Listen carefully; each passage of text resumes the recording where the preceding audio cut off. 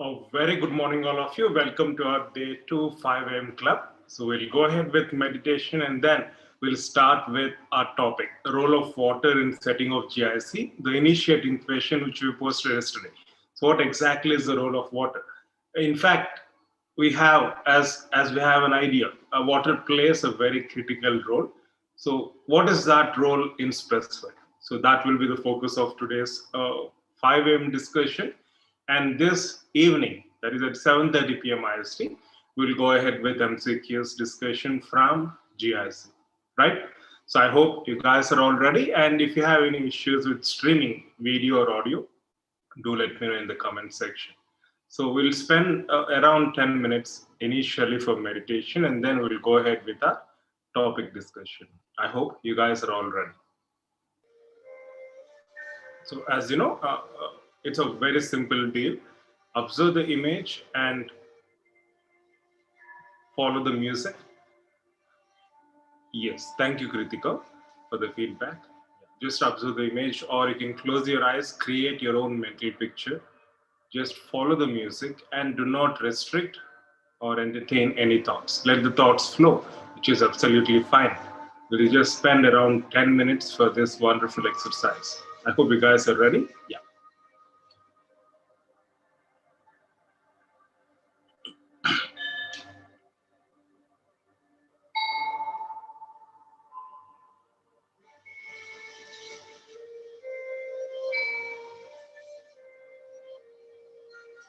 And in the process, try to take a deep breaths. And as you inhale, just visualize you're inhaling all the positivity. And as you're exhaling, just imagine or visualize that you're emitting all the negativity.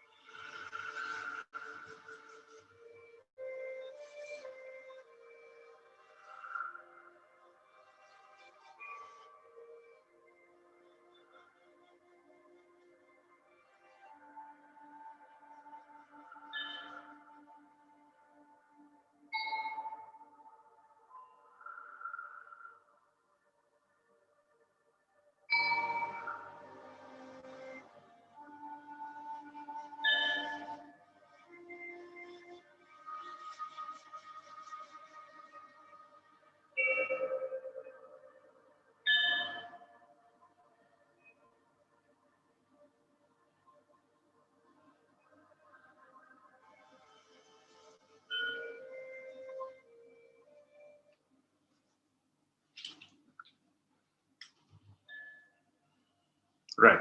So how pleasant is that experience? I mean, you guys should tell me. So there are certain things which we should never miss on a daily basis, and I would suggest this exercise as one of them. I hope you guys are all awake. Yeah. Now, let's go ahead with our topic discussion. So we were talking about the role of water in setting of GIC. Let's look into some of its components now. The screen is being shared. Yes. So first and foremost, the moment we hear the term glass ionomer cement, you know, as the name itself indicates, it has the glass component, silica, and also other oxides mixed with it. And along with that, that is a powder form. And in liquid form, you have, obviously, along with water, you have this polymers, polyacrylic acid. Nowadays, we're having polyacrylic acid being copolymerized with malic acid, uraconic acid, tartaric acid. So there are so many other copolymers because of some inherent advantages, which we'll discuss in the form of MCQs. But the reason why we've chosen this topic is based on a question, that is, what is the role of water in setting of GIC? Felicia has answered last night itself, and I'm sure some of you are already aware of the answer. Now let's look into the depth of the same. So we'll start with setting of GIC. So to understand setting of GIC, so this is the structure of GIC as you can see, but this structure of set GIC is achieved through process of acid-base reaction, as you know. But before that, what are the components of powder and what are the components of liquid? So GIC is a cement. As I said, glass ionomer, it has glass component and also polyacrylic acid. So it's one of the best cements we have in our profession, which is aesthetic, at the same time chemically binds with tooth, polycarboxylic acid, zinc polycarboxylate, GIC, very few cements which actually chemically bind, and we consider this as true bonding for the obvious reason. So it binds with tooth, how through its carboxylic groups, which chelate with calcium of enamel and dentin. Since the composition of calcium is higher in enamel, it's obvious that the bonding capacity with enamel is greater than that of dentin. In fact, we had a question along these lines as well. So the powder of glass ionomer cement, we have silica oxides, we have calcium-based oxides, aluminum-based oxides. So along with that, even sodium and fluoride are present, right? So these are the cations we have. And in the liquid, we have, along with water, we have polyacrylic acid copolymerized with other copolymers like itaconic malic acid, as we discussed previously. So once this powder and liquid are mixed, it's basically an acid-base reaction, where the base in this context is a powder, the acid is a liquid. So in fact, this is one of the very first videos we posted in our YouTube channel as well, the setting of GIC. So initially, the liquid attacks the powder, and this is called as acid attack phase. So when you mix powder and liquid on an oil impervious pad, the liquid attacks powder, and this is acid attack phase, which causes a release of cations. It can be aluminum, it can be calcium, it can be sodium fluoride into the reactive medium. So in the process of this entire reaction, as you know, water serves as an active medium or a reaction medium in which these reactions do happen. So the first and foremost important function of water here is to serve as a reaction medium where these acid-base reactions happen. In fact, for any acid-base reaction, for that matter, water is very much essential. So in any acid-base reaction, you know the end product. Acid reacts with base to form salts. So here we find calcium polysalts, aluminum polysalts. So once the acid attacks the powder, there is leaching of ions, and these ions form complex chains with these polyacrylic molecules, as we can see in the illustration to the left, right? So in fact, in the photomicrograph in the center of this slide, this is the actual photomicrograph of a set GIC where you can see unreacted particles surrounded by continuous matrix, right? So this is from Phillips. So this is the illustration.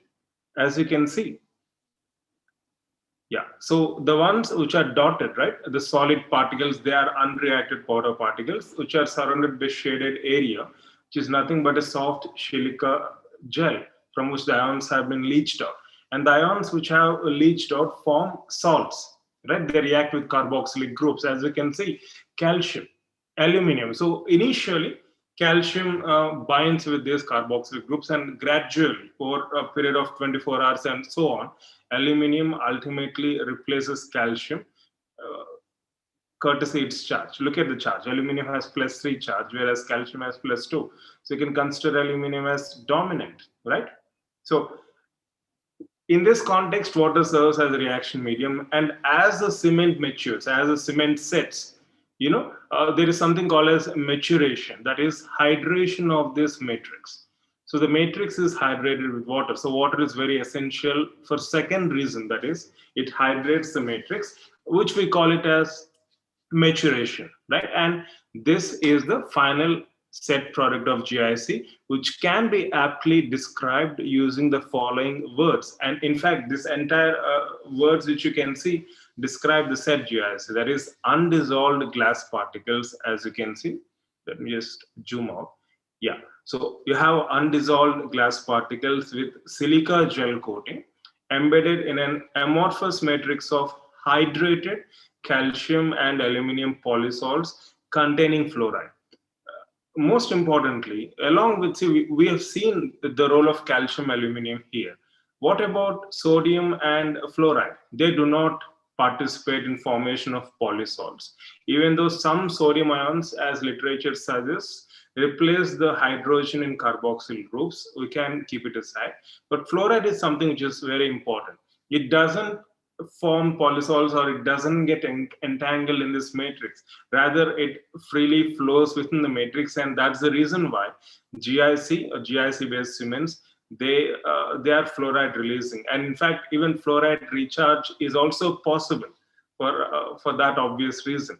So fluoride and sodium do not participate in cross-linking formation. Consider that point very, very important. Just remember these words, and you'll understand the entire picture of the set GIC. That is, as you can see, we have undissolved glass particles. Also in the photomicrograph, they are very much evident. So undissolved glass particles with a silica gel coating embedded in an amorphous matrix of hydrated calcium and aluminum polysols containing fluoride, right? Also, we have so many dimensions to it, different modifications of GIC, fluoride releasing capacity, all of which we'll try to elaborate in the form of MCQs in the evening session, as we have done previously. Okay. Now, coming to the specific question, what's the role of water?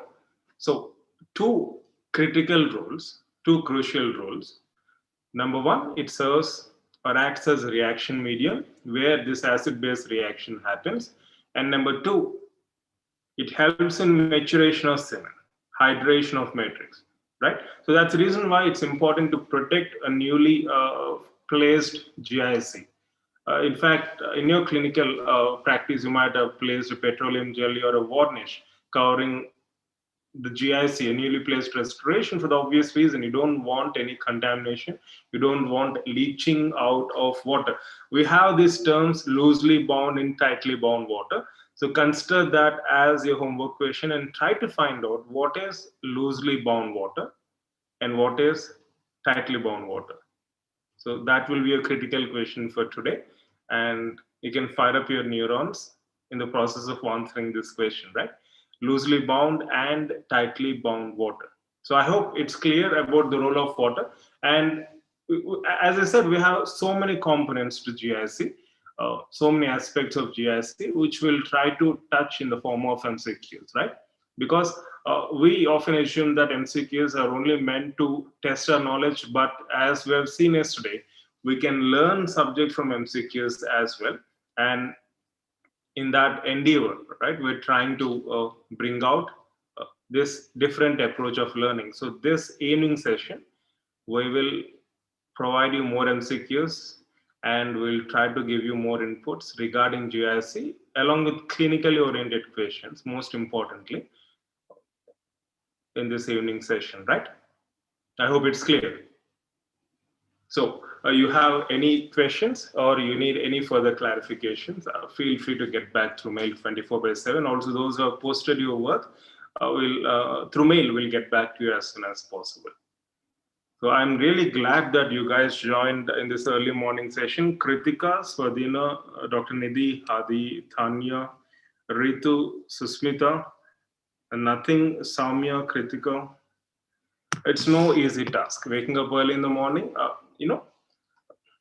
it needs a kind of motivation. Only once we are intrinsically motivated, we'll be able to push ourselves beyond our limits. So sleeping late, waking up late is something which is very easy and convenient. However, it's not in tune with our biological clock. So moreover, when you're preparing for competitive exams or when you're dealing with important things in life, utilizing the best of the day is very vital. So starting your day early, I'm sure you're starting to see the difference, right? Yesterday is your first day to most of you, or those who have the habit of waking up early, I'm sure you know the difference, right? So in this 7 days span, we'll try to get used to waking up early and sleep early. And depending upon your feedback and response, we'll see if we can continue this format. So wish you all the best. I love you all. Have a fantastic day ahead. I'll see you again in dinner session with lots and lots of MCQs, interesting points, including clinically oriented questions. Have a great day. Bye.